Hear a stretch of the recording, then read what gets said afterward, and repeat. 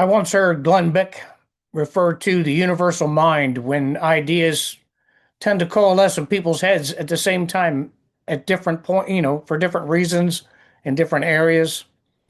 So today I was on my walk. I'm presently doing the Map My Walk Challenge, 1,026 kilometers this year. I'm doing good. I got a good pace going.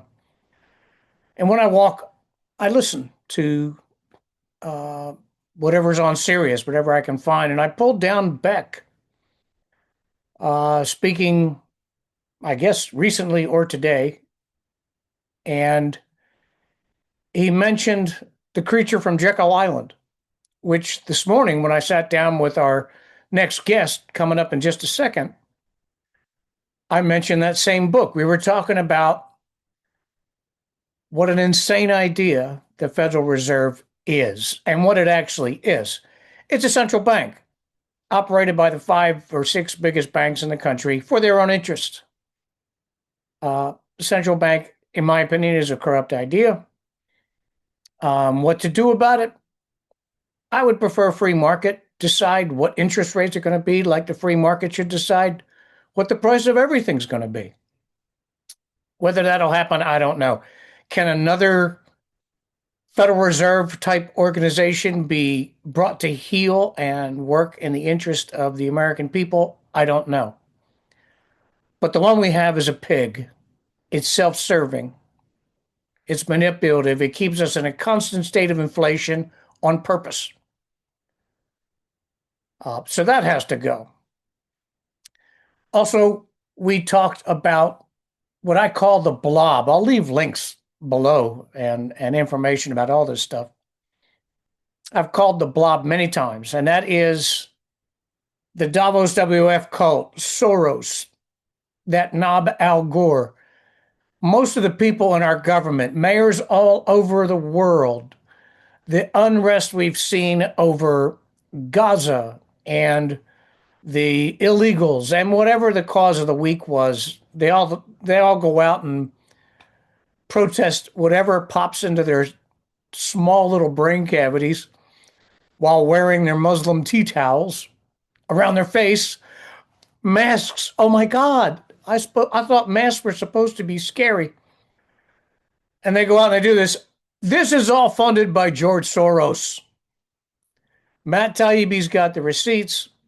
I'll try to leave a link to that.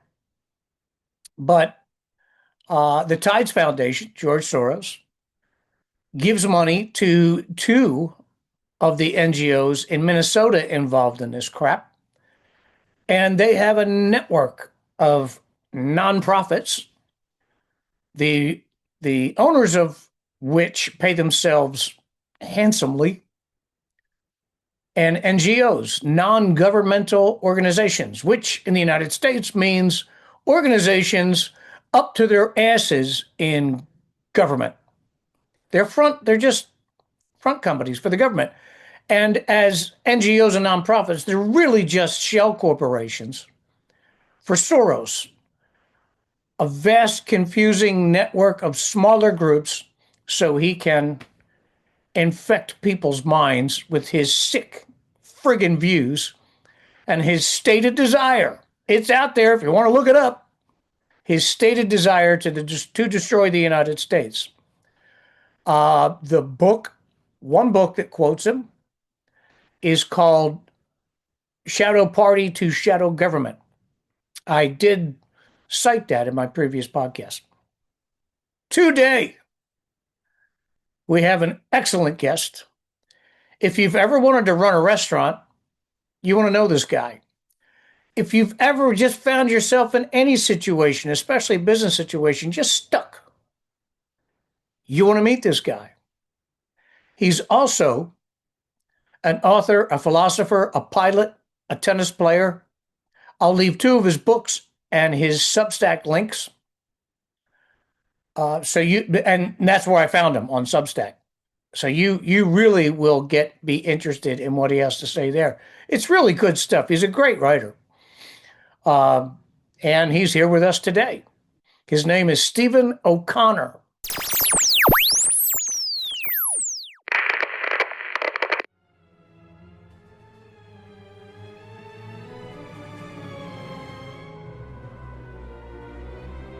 This is the Free Zone Communiqué, transmitting from Virginia's unoccupied sector.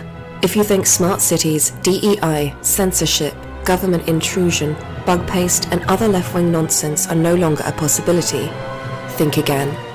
We've won one election with slim majorities. Our work to rebuild a free and sane America has just begun.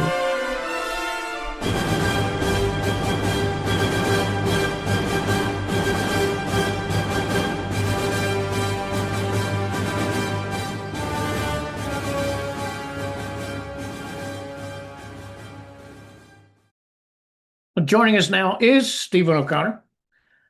Stephen, you have a very interesting bio, and we're gonna get to that. And not only that, later we're going to talk about how that bio ties into some of the reading I've done. But for right now, please welcome Stephen O'Connor. Thank you very much, Matt. I look forward to being here.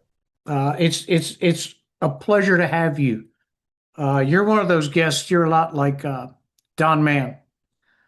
He came to the show with all the receipts. He's an extreme athlete, Navy SEAL trainer, which is another word for sadistic freak. Nice. uh, he also does the TV show Surviving Man on Prime. I don't know if you've seen it. I have. Yeah, interesting guy. Uh-huh. Um, Now, for Steve, for those listening, he is a business consultant. He's also been uh, uh, a controller, a managing director. I don't have it up in front of me. No, I did. I've been a CEO, a COO, VP president for a lot of different restaurant groups in the hospitality Uh, sector. so let's go back. You grew up a Air Force brat, yeah, Yes, sir, I did very happily. and that was back in the day where guys didn't do as much homesteading as they do now. There was a lot of moving around, I'm sure. Yeah. What was that like? Well, it was for me, it was perfect. I got itchy feet. I think Dad helped me with that, but back then he was a fighter pilot, so every tour was about 2 to 3 years max. So, he went to UPT, started having kids. So he started off in Texas at Hondo, then did his jet transition. So this was in the mid 50s, right during the Korean War. So he checked out in the F-86. Then the war ended. He ended up going to Sioux City, Iowa with ADC, which is Air Defense Command that doesn't exist anymore. So they were there for a couple of years. Then there was a downscale in the Air Force. He got out, flew for the National Guard, 102s, F-102s out of Ellington in Texas. And that's where I had my formative years, like 1 through 5. And then he was called back in right during the Cuban Missile Crisis. So they had just started the F-105 program. So he checked out in Nellis, went there. We were at George Air Force Base for 2 years, deployed to not Bitburg, Spangdahlem in Germany. So we spent 3 years there. In late mid 66, he was called in. So he started transitioning to 105s for a Rolling Thunder. So he was at Karat for his 130 missions that he did. Luckily, he came back from that, then went to McConnell, and he was an IP and TACAVAL for the wing there, which was transitioning all the pilots going over to Southeast Asia. So that was the longest we stayed any place, which was about 3.5 years. Then he did command and staff college in Alabama. Um, Went to Turkey for a 2 year NATO tour. After that, Yeah, came back after that, transitioned to F-111s at Mountain Home, then back to Lakenheath, then to Korea as a wing commander, and then finally he retired.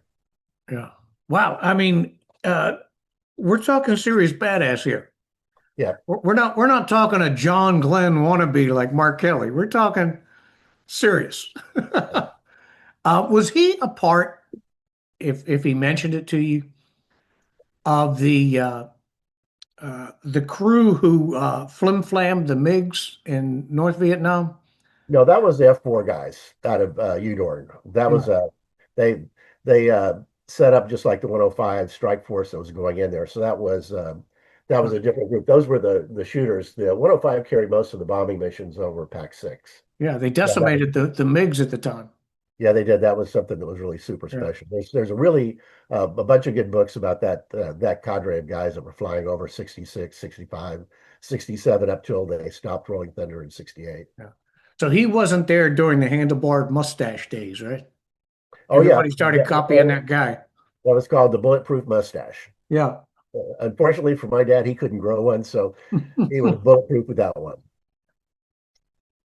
I'm the same way. The only reason I have a beard is because I can't make the mustache do that. Uh-huh. Uh, anyway, from a lot of people will. I've heard tales of woe. Oh, I was a military brat and I moved around a lot. Um, it can be bad for a kid, but if you're brought up right, it can be very beneficial. Uh, Absolutely, you absolutely. you obviously have uh, uh, made your bone traveling all over the place. Uh, Mhm. you've been extremely successful. You've gone from everything from working for oil field companies to restaurants to uh, it's amazing. You're the depth of your or the width and the depth of your profession. Well, I would probably say it's all been accidental. Um, if you want to know the truth, is that because when I went to university after graduating high school, started the education in political science. I always thought I wanted to be a fighter pilot, but I got cranial rectosis as a 18-year-old. Yeah, Found all the wrong things to do in college and got off target. But I studied that for 4 years, and then ended up going into the restaurant business of all things because I put myself through school as a waiter, a bartender, and a cook. Found out I could make a lot of money. So I ended up going that route and never really thought anything would come out of it. And then joined TGI Fridays in the mid 80s. And they started towards the early 90s, they started doing international franchising. And then they right. said, anybody want to go overseas? And I, of course, raised my hand. I said, I really like that lifestyle. So I started off in the early 90s. Uh, France was the first place I went to, and then they sold a franchise to the Middle East. So I ended up working for the Kuwait Food Company, which had about three or 400 KFCs and Pizza Huts and Hardee's, but they didn't know anything about casual dining. So I started working there. Then I went on the international team, and over time ended up becoming a franchisee in Turkey with a couple of partners. After a few year tour I was in charge of Southern Europe, Middle East, Africa, and near Asia for a while. And I did that, and then I ended up transitioning to another company, Ruby Tuesdays, who wanted to do development globally. So I did that as a VP of international. Then segued over to Sabaro Restaurants for about 5 years, 6 years. Ended up as a SVP for international development and growth, and that was a pretty good ride. We did probably 400 or 500 restaurants within 60 countries. So everything from North Central, everything but the US, we traveled to and develop. Then after that, I can went to I work. can see the crossover now because Yeah, you were into construction, uh, uh, oil logistic, field development, things like that. And when you're a franchisee, I mean, I'm thinking restaurant, restaurant, restaurant. right. But it was like the guy told Ray Kroc, "You're not in the restaurant business. You're in the real estate business, the Well, well, development business." well. The interesting thing is the models that we went with were, you set up the guys with their own stuff, but you help them become independent. So the brands I worked with would let the franchisee own their own products and sites. How I ended up getting into the oil business was very accidental. Towards the end of my career, after I did a stint in the Middle East with MHL Shy Company, which is multi-billion-dollar largest hospitality company there. They have hotels, 75 retail brands, top-end retail brands. They build malls, and then they had about 25 different brands of restaurants, everything from Shake Shack to Cheesecake Factory. Was able to work with them and help build that out, and then uh, I ended up I left them to come back because my parents got very ill. And unfortunately, we lost my mother and my father shortly thereafter. And then I went back to the Middle East, and ended up going to work for a company in Iraq. But it was an interesting job. It was COO for the Falcon Group, and it was Right, nine right, different, yeah, nine different companies. it was I'm glad largely you're doing this because I had your PDF pulled up and it's not there anymore. So keep okay. talking. Okay, so yeah, that was very interesting because you figure that I've been in hospitality restaurants, you know, globe on a global scale, selling, operating, making sure that everybody's making money, and I found it very interesting. But Peshwar, who was the chairman of the board, his young son was coming up, Rush, which was he was like 25 years old. And I was there basically to help mentor him into taking over the company because Peshwar had made this incredible business. They had Falcon Security, so they did personal security details. He started the company right after the invasion, supported the U.S. government. We did convoys. We supported movement of the U.S. embassy and Right. everything, Yeah. Baghdad, everywhere. And we worked with the UN and everything. But they also had oil and gas, transmission, construction, real estate development. Um, IT, SAS, all these different types of technology companies. And what I found out was interesting is I thought, well, how am I going to do this? Because I'm a restaurateur. I found out that the details of running a restaurant business are so applicable because a lot of industries are they look at the big picture, they don't look at micro. But if you start micro in companies, you can find out that you can bring 10-15% more profitability to them by just drilling down and really managing the details. And Right. so Right. that was a good success for us. And that shows in the book.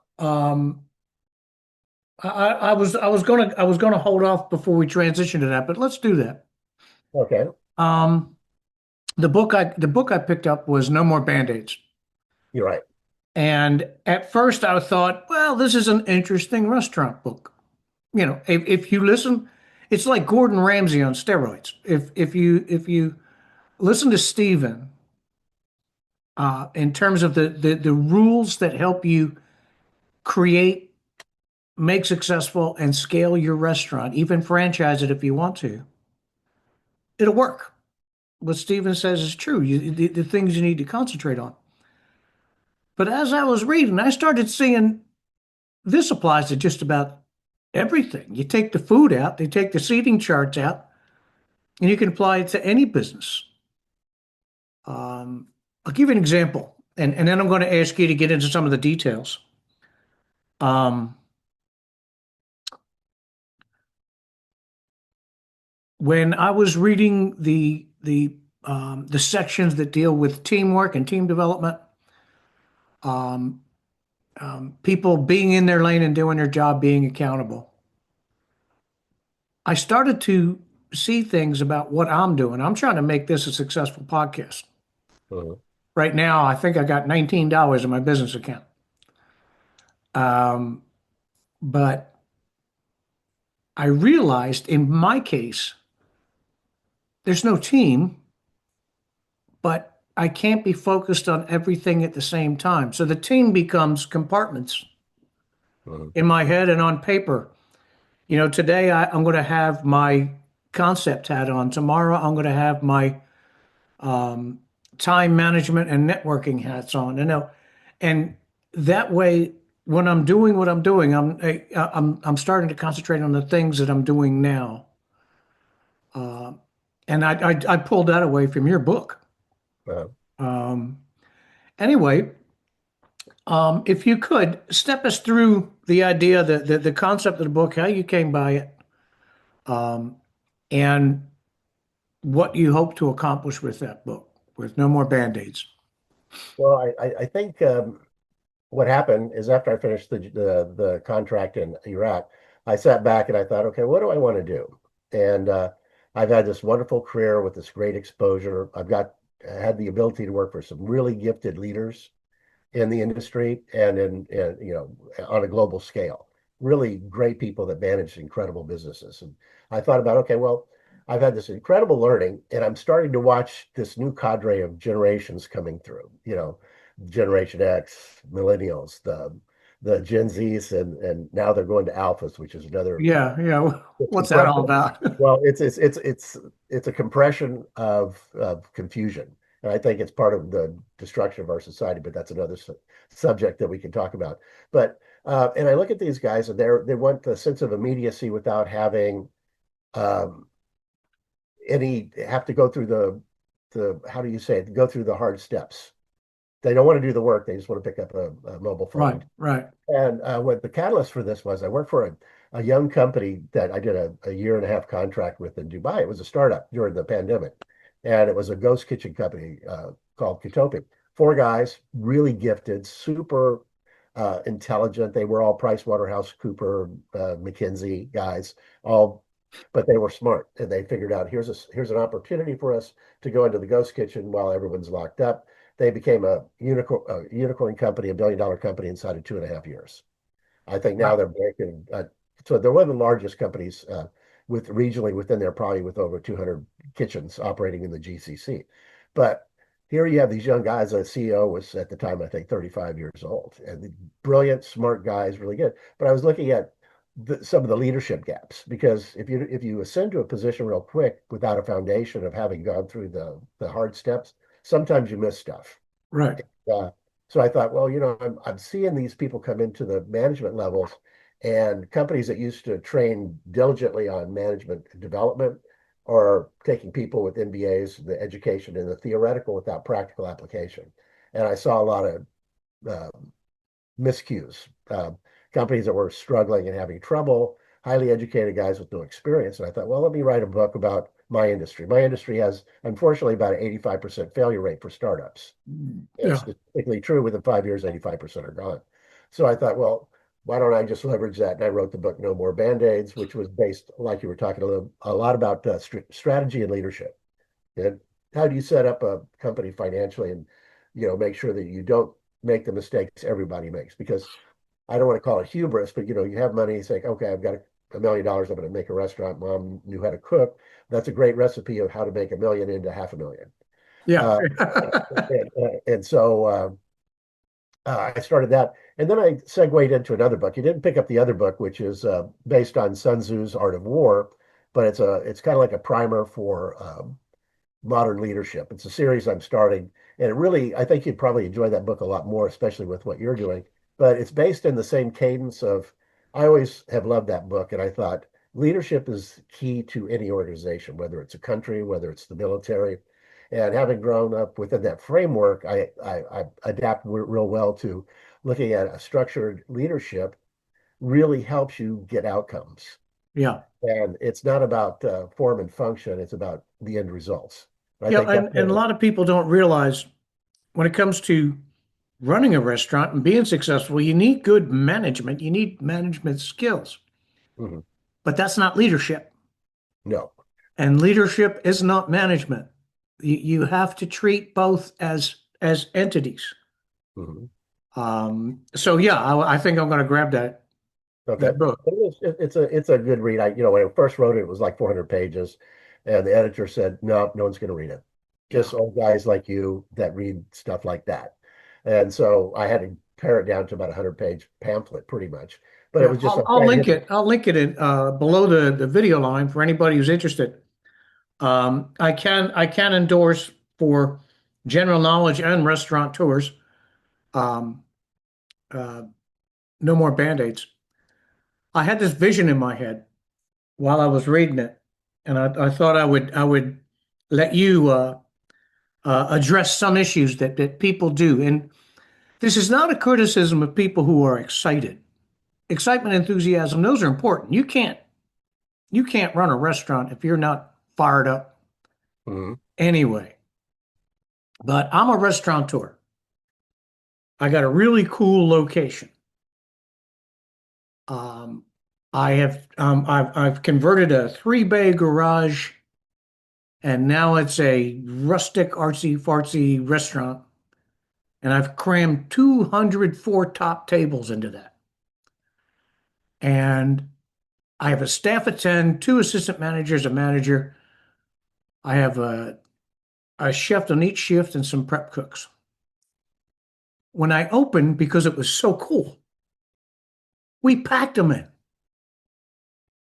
Um, and then for some reason, they just stopped coming after like 3 or 4 weeks. You could see the business dwindle off, and I don't know why.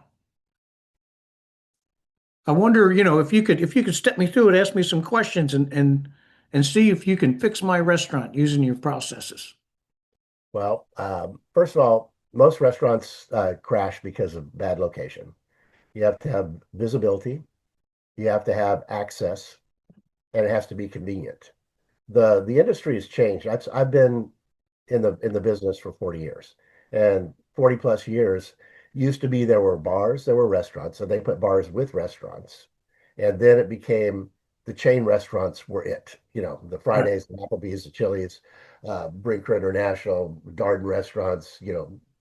Uh, they were you could count on it. It was like I could go here, New York, whatever. I get the same food. It's consistent, and that's when in the start of the dual income, no kids, uh, you started, well, you're going to eat out because no one wants to cook and clean the restaurants. And the restaurants were successful because they were competing with the grocery store, which was, we'll go buy the groceries, we'll do the dishes and cook it for you and serve it to you. You don't have to clean up. And it's a price that's affordable, marginally above that. But then rents were lower, cost of goods were lower, labor was incredibly lower than it is today. Yeah. Labor's one of the variables that the industry is really struggling with right now. And then also, uh, tastes have changed, where now you look at all the failures, how TGI Fridays has gone bank, Chapter 11 twice. A lot of the restaurants are closing. Even Starbucks is closing. It's because the consumers have changed. And if you don't have a flexible thing, you've got to understand. So I'm getting on a rabbit trail here, and I don't want to go down that. But location is everything. The other part is design. Bigger is not always better. You have to have a balance between the size. So if you put a huge number of tables and it's hard. You're going to have a high labor because you have to staff it. Because if they have a bad experience, you only get one chance to make a first good impression in the restaurant business. So a lot of places they'll open up huge. Everyone's going to give you trial the first month or so. It's called the honeymoon period or the Cinderella time, and you make these huge amounts of money. Maybe you're doing $5,000 a day, and you go, I got this huge winner, but maybe the food's inconsistent, the ticket times are long, the service is not defined yet. We're not taking care of the people. Well, they have choices now. So if you don't deliver, they're gone, and you got that one chance. If you blew it, you're out of the market. Well, That's another thing that happens. Or maybe your food's bad. Maybe your service is bad. There's so many different variables that happen, but that's usually what causes the death of a restaurant. yeah, that's what I was going at when I said 200 tables, Yeah, because exactly. I've seen restaurants do that, man. Uh, And the worst and part I've is seen you go in restaurants. there, yeah, Go ahead. you go in there with a big restaurant. Let's say they've got 100 people in a 200 seat restaurant. It looks empty. But if you have a 100 seat restaurant with 80 people in there, it looks full. Right, right. It's efficiency. It's all about efficiency. Yeah, it's a psychological picture. Um, and also in situations like that, there's the wait time. It sounds like, 10 servers, that's great, but that's 20 tables per server in my Exactly. scenario. That's a lot of tables. And with a chef trying to crank out that many meals, if he's pre-prepared too much, the food's going to suck.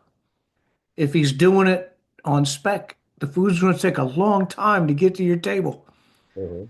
And these are the kind of things, like you said, that the enthusiastic, I'm going to kick ass. I have the greatest idea. And he might. But if he front loads too much, if he doesn't plan properly, if he doesn't bring his staff on and have them trained up before day one, Mhm. you don't learn to be a waiter on the fly. Not if you want to keep your customership. Exactly. Exactly. Yeah. So big doesn't mean you're going to be successful. Small doesn't mean you're going to be successful. Mhm. But if you scale your materials, your people, and your managerial skills to the size of the restaurant, Mhm. then you're on the right path. You've started down the right path. Exactly. What about scaling up? What about how do you know? You came in and you fixed my restaurant. Now I'm down to 40 tables. I got really sharp staff. I got people who bought into my way of doing things. Mhm. Um, and it works. So what I want to now I want to have three MJ's Cool Diners. Right. What do I do now? How do I know I'm ready? Well, if you have a great product and you've been in business, if you're a startup, a lot of people start up, they're incredibly successful. They immediately jump on the franchise wagon. Right. And if you're going to do the franchise of your stores or even do multiple scaling, because franchising sounds like a good idea, but it can also kill you because all you have to do is have one. If you're small and you have one bad franchisee, he kills Hmm. your restaurant concept. It gets to be known as bad, and then you're out of business. If you're growing organically within yourself and you have the money and you grow it, you need to have infrastructure for training. You need to have a defined culture. You need to have systems, processes, procedures. There's a lot of reasons you want to scale because you get economy of scale, but you also have to figure out, how much administrative costs am I going to eat because I'm going to have a different tier of management now. I'm going to have somebody that knows how to manage multiple units, not just a single business. And sometimes people struggle with that and they either overextend themselves or they underextend themselves and try and do it themselves. And they aren't ready. So there's a lot of moving parts. I'll just put it this way: there's a lot of moving parts that you want to make sure that you've got all those little box ticks before you start doing any kind of expansion, and then it all becomes location, location, and markets. Yeah. And I would say before you do exactly. that, you want to talk to somebody like Stephen, a restaurant expert in terms of management, before you talk to somebody who specializes in specifically helping you franchise. Because there's guys out there who make money doing that. And I'm sure they'll be more than happy to help you do what you're doing, whether you're ready or not. Mhm. You've seen some charlatans in this business, right? What are they like? Tell me about those guys. Well, the guys, there's some really good companies out there that do franchising the right way, and they're founded. I'd say do your research and find out what their results have been. You have a lot of people that they'll do it for a fee base only, or they want a residual on there. So they're looking for the fees. So if you do a development agreement for $1 million and they get 20%, they get 200,000. Uh, they're not vested in whether or not you're successful or not. They're just hit and run. Uh, so I would say just there's a lot of really good people in the industry, and there are some people that are on the fringe that, like any industry out there, that'll find out easy money. How do I do this? Build a flag, build a business, put my shingle out, and then offer a cheaper way of doing it, and people will take it looking for the deal of the century. That's not. Yeah. I think one of the biggest things you point out is to stick with what counts and what works. Don't get wrapped around things that don't matter. I compared you earlier to Ramsey. Now you can't knock his knowledge base. He's got multi-million-dollar franchises all over the world. Hmm. Some of the highest end, some of the most complex food. I'm not a complex food guy. I'm a ham and egger. Uh-huh. But there's people who like that. They like that little dot of food with sauce on it in the middle of their plate, you know? And he's brilliant at that. Hmm. But when he started trying to teach people, especially the first couple seasons, he was getting into the minutia, and that became what he was trying to teach these guys. This is going to fix your restaurant. I watched him go 12 rounds with a guy over round plate, square plate. You know, come on, man.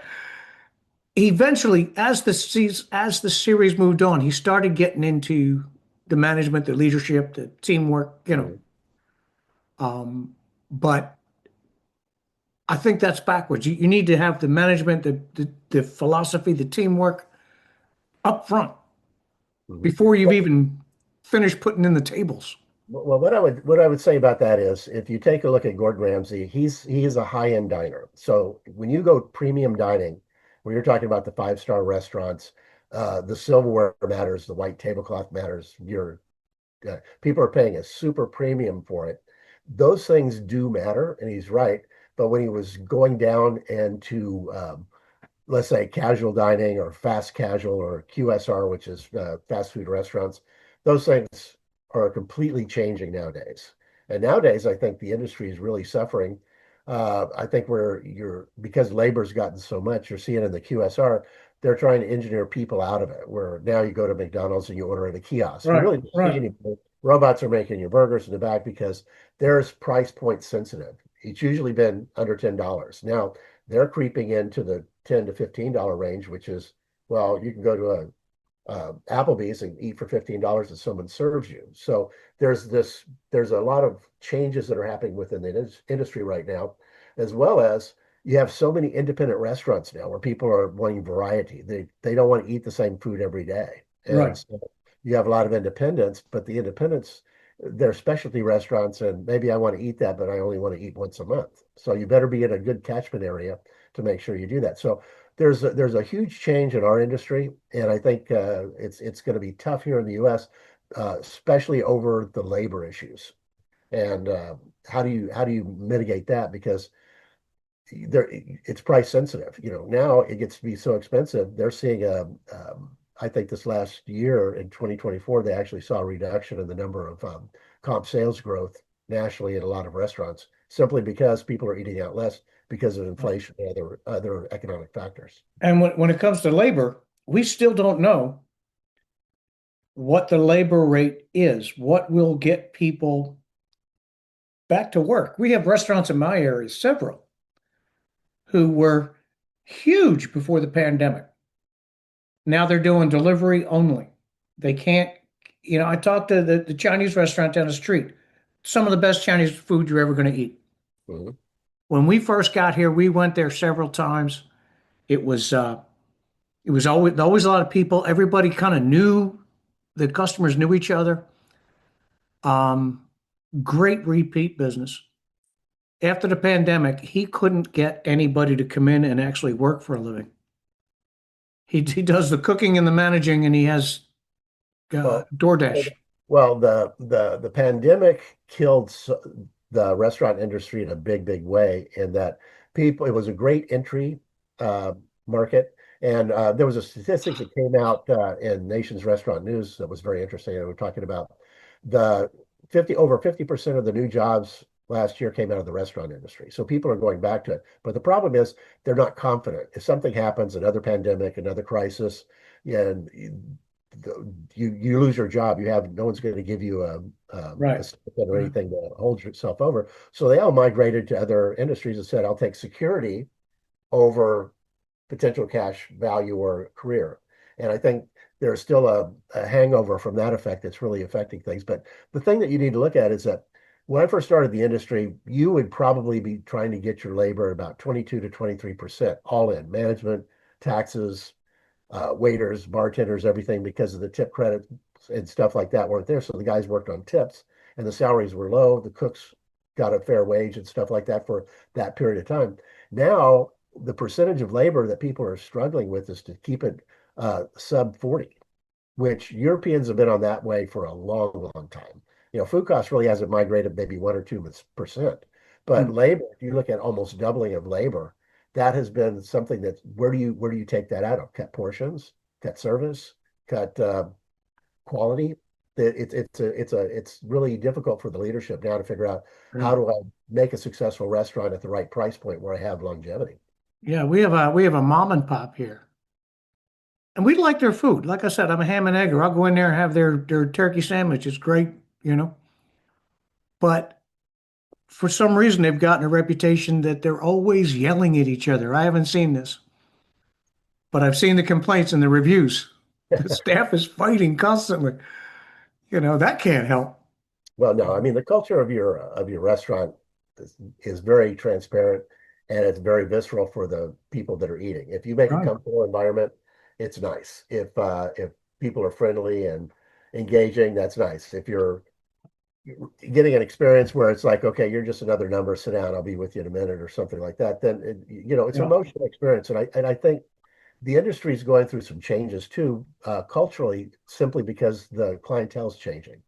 Go into any restaurant right now, watch how many people actually are engaged. You said something earlier that was very poignant. You said people used to go into the restaurant, you'd know the people sitting next to you, you would say hi to them, they'd say hi to you. This is, I hate to say it's a generational thing for us. The younger generations coming through, they have this in their hand.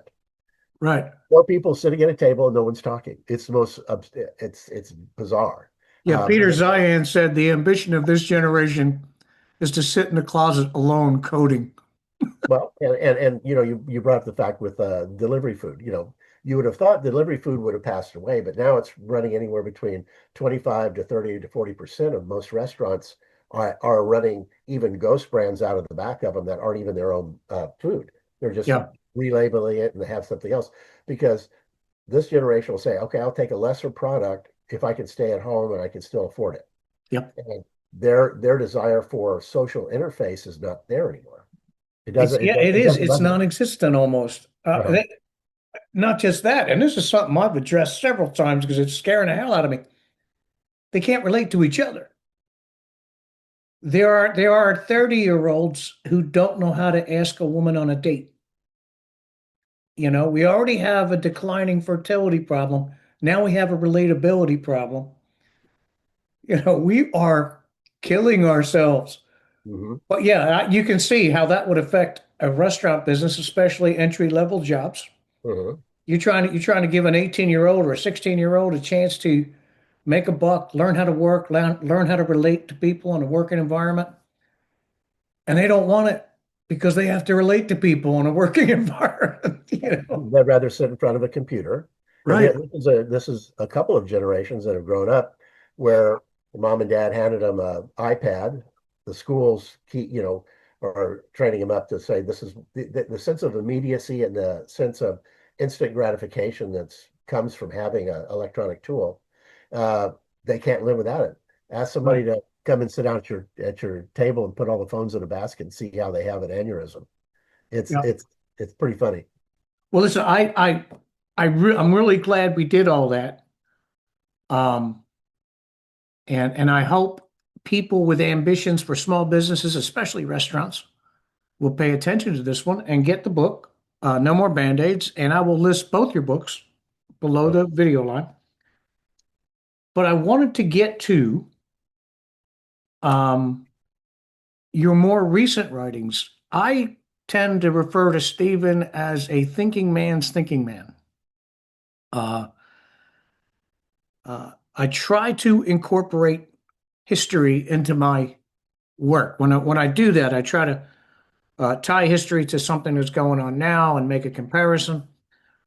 I think I do okay with it, but I am a much more pedestrian writer than Stephen is.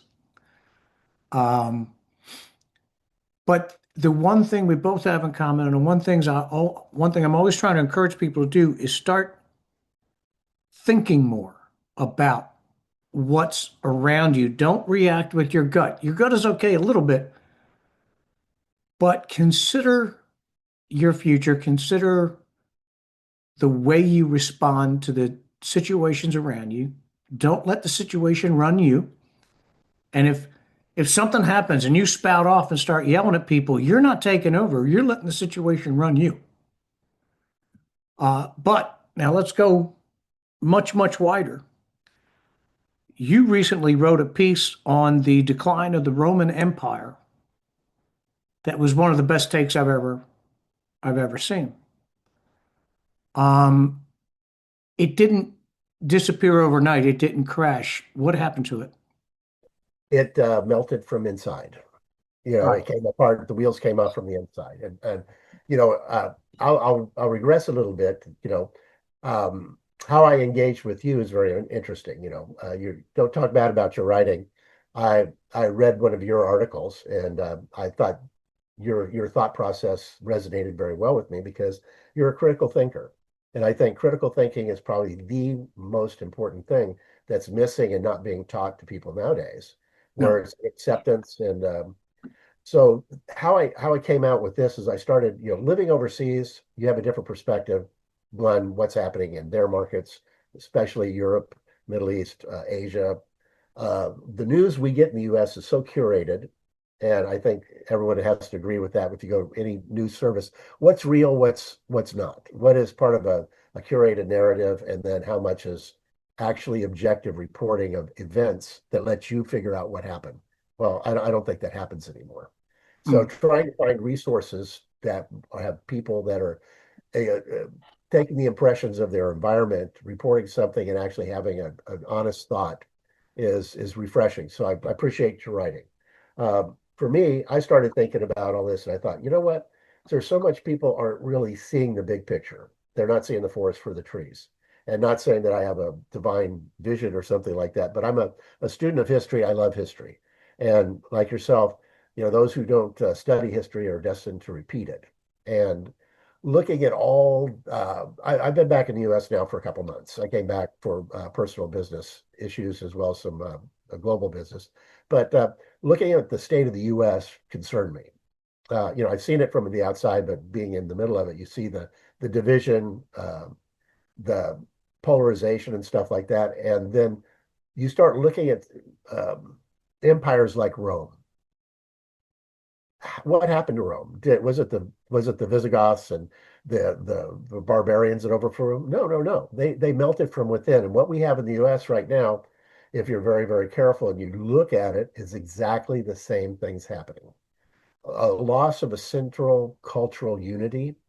Identity is lost because you have immigration, and all of a sudden people that you've absorbed into your empire start being part of your empire, but they don't become Roman. So I'd say take a look at that.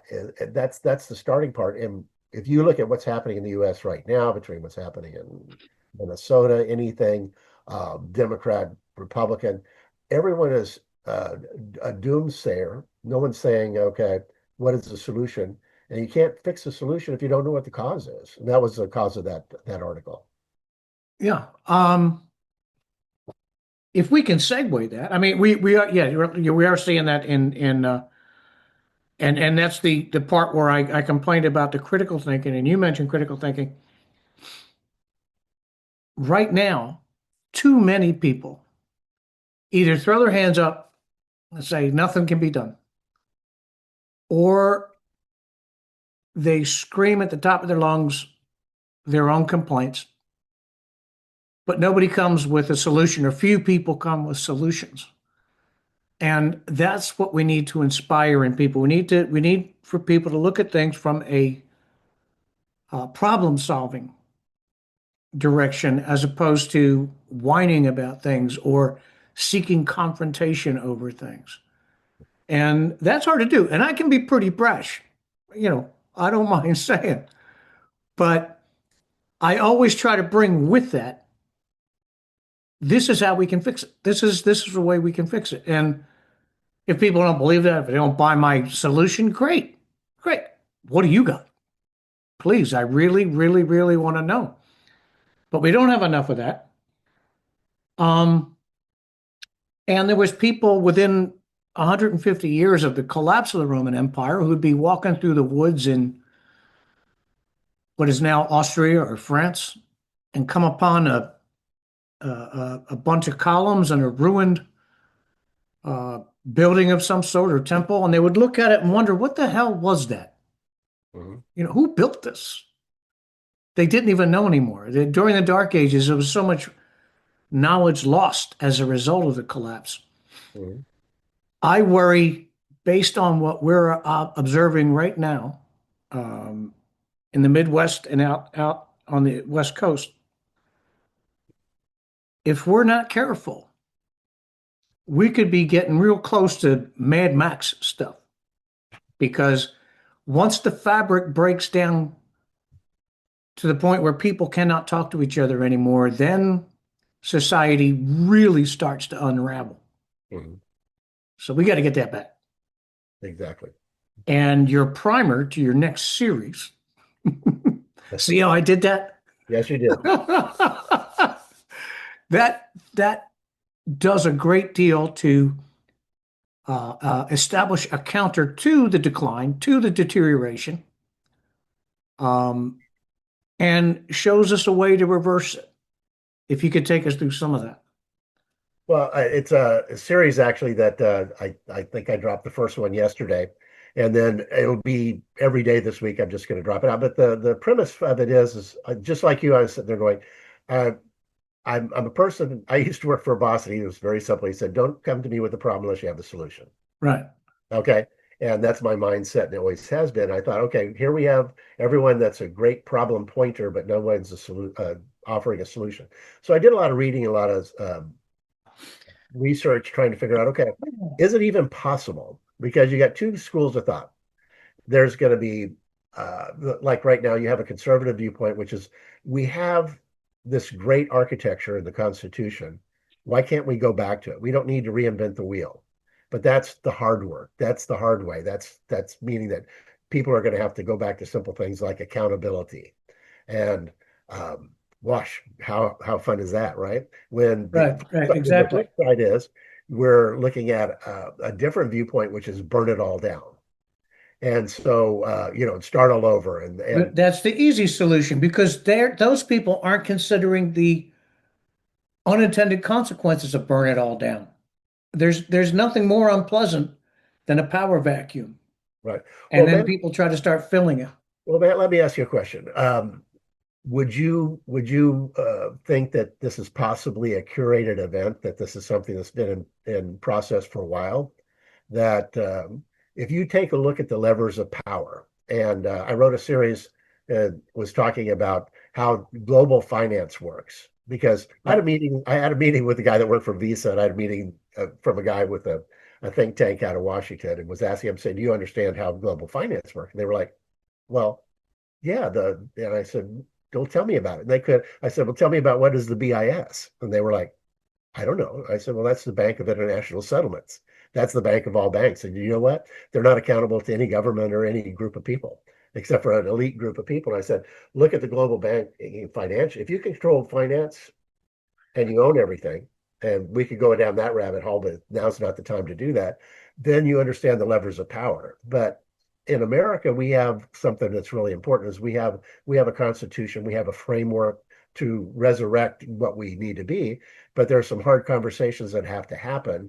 And I think they can happen, but the evolution of it's going to be that if we want to, we have a pluralistic society. That's true. The America that I grew up in and my parents grew up in is not the same America today. And it can't be because we've had so much immigration, and that immigration is not going to go away. So how do we get off the diversions of all these rabbit trails where people are looking at, um, let's say, a lack of clarity on values or the things that really matter. Yes. And when you lose your foundation and you have situational ethics where, well, it's how I feel, and get off emotion and go to fact, then we can come back together. But it's going to be a hard road. And well, read the series. We can maybe come back afterwards and then hopefully see what you think about that. Well, we should definitely do a part two to this conversation because where we're going now, we've already been at it for a while. We don't have time to get too deep in the woods, Right. and we can come back to it. But you said a curated event. First, the symptoms you talked about, uh, I think are a product of the immediate gratification society. You do have, I would say, 2.5 to 3 generations who have gotten everything they wanted right now. And what they end up wanting, because it's so easy, is low quality crap, especially when it comes to doom scrolling and going down rabbit holes.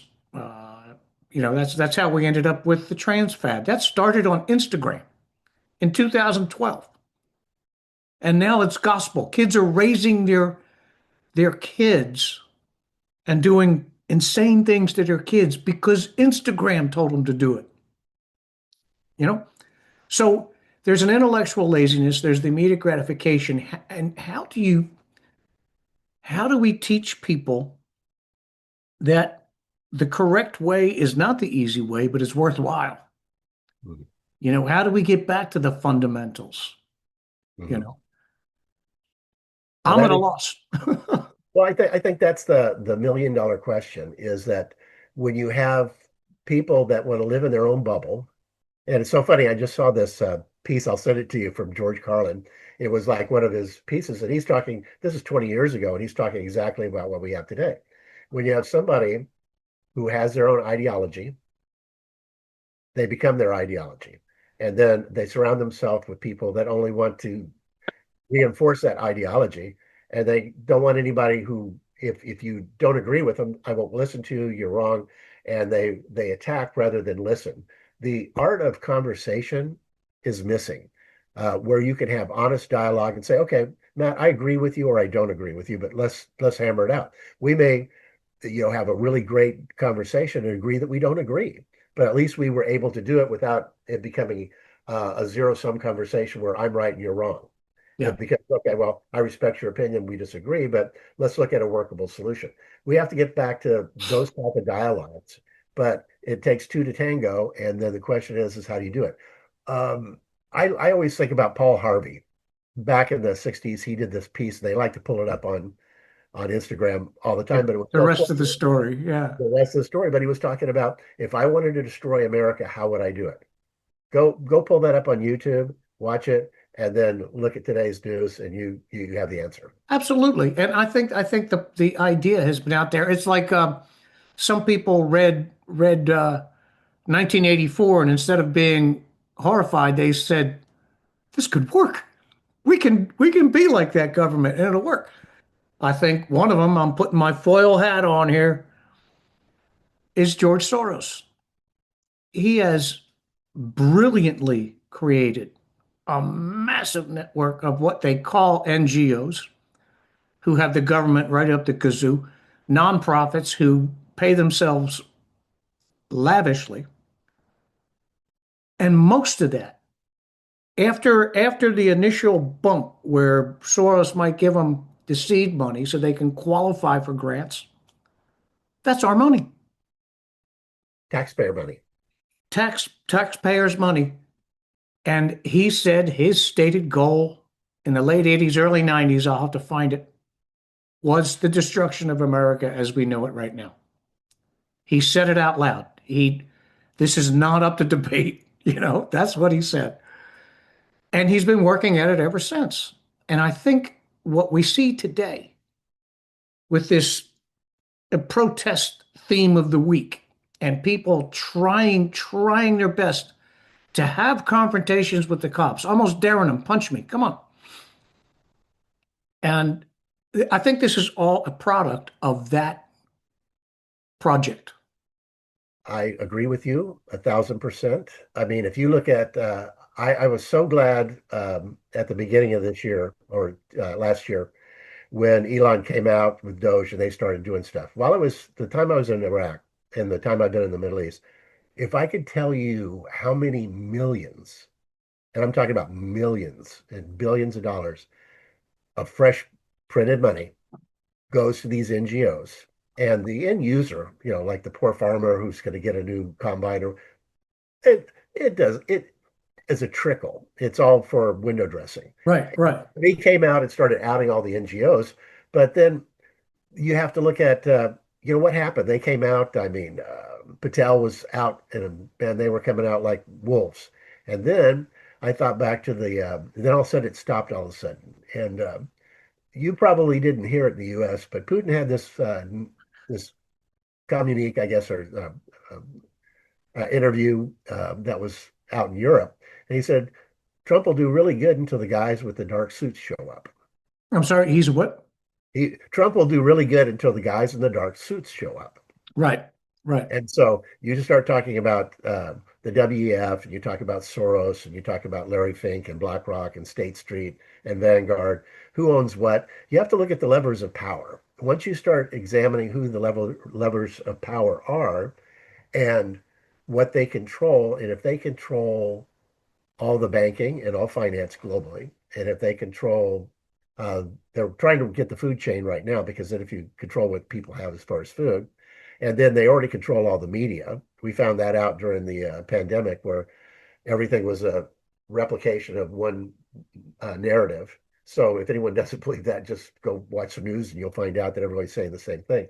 Then you understand where the problem lies. And I think that's why it's got to be a grassroots level where the citizenry takes back the government, because our current government system was perfectly set up, but unfortunately, it's become a self-serving group of people. They get Right. in there, maybe they go in there with the best intentions. They're easily corrupted, and then they spend, it becomes a career. And it used to not be a career.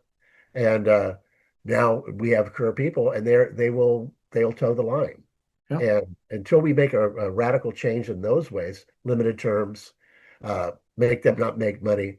Uh, why is the federal government paying for them? Why isn't the state paying for them? I could go on and on for years, Yeah. but there's got to be a fundamental change back to the general tenets of the Constitution before we're going to see any kind of change that's going to be Yeah. meaningful. And we're going to need honest brokers, and that is a rare breed.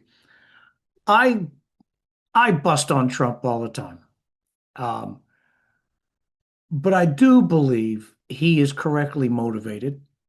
I do believe he's an honest broker for us.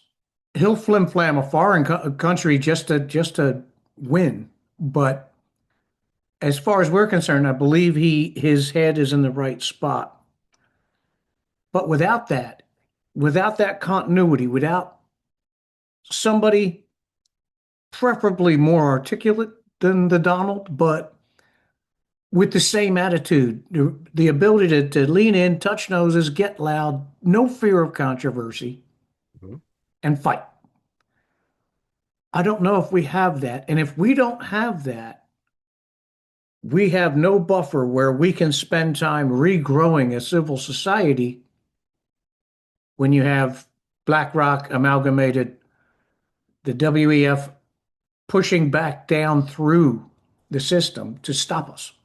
Well, well, they don't hide it anymore. Their 2030 program was out in front of everybody, which is we want to get rid of civil government and go to a corporate governance on a global scale. And there should be nothing more scary than that until you talk to somebody who is, let's say, 20 to 30, and ask them and said, if the government would give you a house and they would give you a job where you can make money and you could play and live in a virtual society online and play games all day, would you do that? Would you be willing to give up your freedoms for that and scare yourself with what the answers are going to be? Because it's a scary answer. And get how many? Well, I would tell anyone listening, go ask anybody in that age group what they would rather do, and a very high percentage would say sure. And the problem is we don't have people that have any kind of they don't teach civics, they don't teach the Constitution. Correct. Nobody that's coming even at the university level really is coming out with an understanding of really what how does the Constitution work, how was it set up, and how it's the gross misinterpretation of the Constitution right now is resulting in all these things being able to happen that should not happen. They barely touch on those subjects in law school now. A guy, Yeah, I'll have to find this book, and maybe in our next conversation we can talk about it. I'll find it. But he had his career ruined just by demanding law schools start using a little bit more reason, and they destroyed him. But one of his complaints was you have law school graduates, or at least pre-law, who have no concept of the Constitution. Zero. Where's the hope? well, and we have plenty of them. That's an interesting thing. Yeah, but returning to the fundamentals, the constitutional foundation is the key. Burn it all down will never be the key, unless we do turn into Mad Max. Right. You know, people killing each other on the highway for a gallon of gas, but uh, we still have a civilization to defend, Exactly. and we can defend it, but we need more adults in the room. Agreed. Well, Agreed. listen, Stephen, this has been awesome. Well, thank you very much, Matt. I appreciate your time, sir. I definitely want to have you back. Okay. With that, I'm going to let Stephen tunnel his way out of this conversation and invite him back, obviously, for some more interesting conversations. Thank you, Stephen. Well, thank you very much, Matt. I really appreciate this opportunity.